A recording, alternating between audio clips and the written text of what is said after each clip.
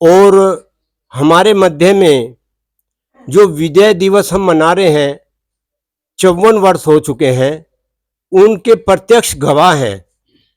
तो विजय दिवस का सही मायने ये है कि हमने विजय पाई पाकिस्तान के ऊपर। तो युद्ध एक कला है।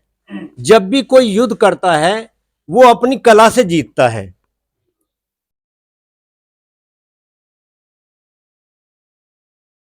जो हम अपनी अब युद्ध के बारे में बताना चाह रहे हैं, प्रत्यक्ष हमारे उस टाइम पे जो सीओ थे भवानी सिंह, राजा भवानी सिंह थे, जो जयपुर के महाराजा थे।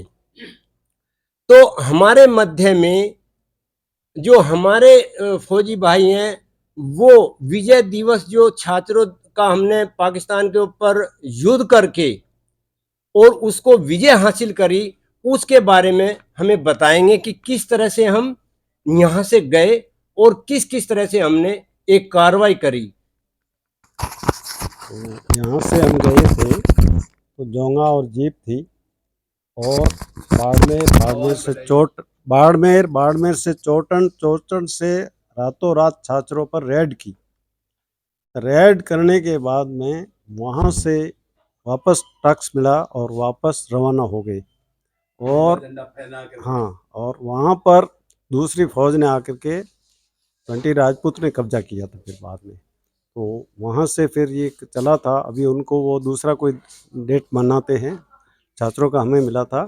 वहाँ से वापस आकर के फिर भुज गए थे गुजरात में, और गुजरात के बाद में लड़ाई सीज फायर हो गया, ख़त्म हो गई। तो इसमें गए थे अपन जोंगा में, और जोंगा पे साइनस वगैरह खोले हुए थे, तो आवाज़ बहुत थी। फिर उन्होंने वो पाकिस्तान की फ़ौज भाग छूटी थी उससे पहले, और कुछ फौज पकड़े भी गए थे जो यहाँ से लाए भी थे। फिर प्रिजनर ऑफ वार में रहे, कुछ मारे भी गए थे उनके, लेकिन फिर उनको भी वापस 72 लास्ट में उनको वापस छोड़ दिया, और बाकी फौज को भी बांग्लादेश वाले को भी छोड़ दिया।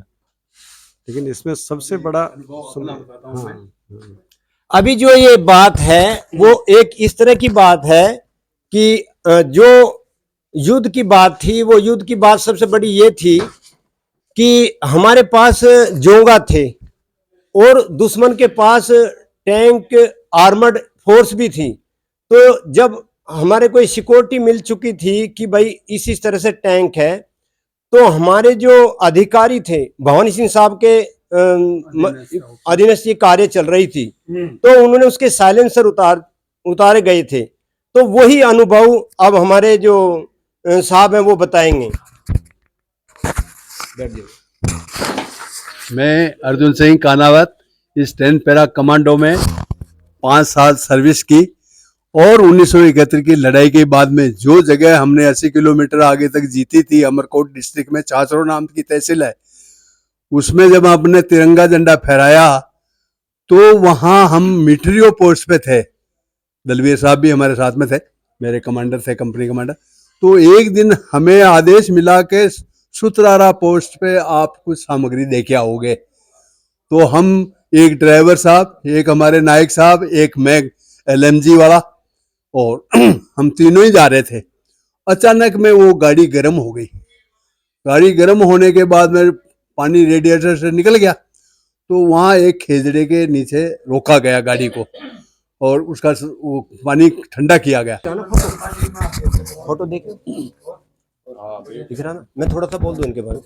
ये हमारे जो 1971 में राजा भवानी सिंह, जयपुर के भवानी सिंह राजा थे, ये हमारे कमांडिंग ऑफिसर थे। आप देख सकते हो कि युवा अवस्था में कितने हष्ट-पुष्ट हैं। 2 चीजें हम अवश्य करते हैं, पहला ट्रेनिंग और युद्ध, और दूसरा मनोरंजन। हमारे पास ये दोनों चीजें लगातार होती है, और मनोरंजन भी हमारा बहुत अच्छा है। मनोरंजन, हमारे कमांडो मन से दारू पीते हैं, हल्का हल्का पैक, कुछ वैसे अपने जोश में होते हैं, लेकिन फिर भी इतना पीने खाने के बाद भी फिर भी हम युद्ध के लिए अभ्यास करते हैं कि कभी अगर हमने पी लिया, नशे में है, और फिर हमने अचानक आदेश मिल जाए भी चलो युद्ध के लिए, तो इस तरह का भी अब अभ्यास करते हैं। इन पर विशेष विचार करने की जरूरत है कि जब तक आप अपने परिवार को शिक्षा दे सकते हो महंगी, परिवार के साथ बैठ करके संस्कार नहीं दे पाए, ध्यान देना चाहिए हर किसी व्यक्ति को कि जब 10 घंटे 12 घंटे आप इस काम करते हैं तो शाम को खाने के बाद में परिवार को साथ बैठिए, उससे बातचीत कीजिए, अपने संस्कारों के बारे में बताइए। आप बुजुर्ग हैं, संस्कारों के बारे में बताइए। बहुत बहुत धन्यवाद। साहिबान और मेरे प्रिय गुरुजनों, उनके भी प्रिय गुरुजनों और वरिष्ठ गुरुजनों का नमन करता हूं, हृदय से स्वागत करता हूं।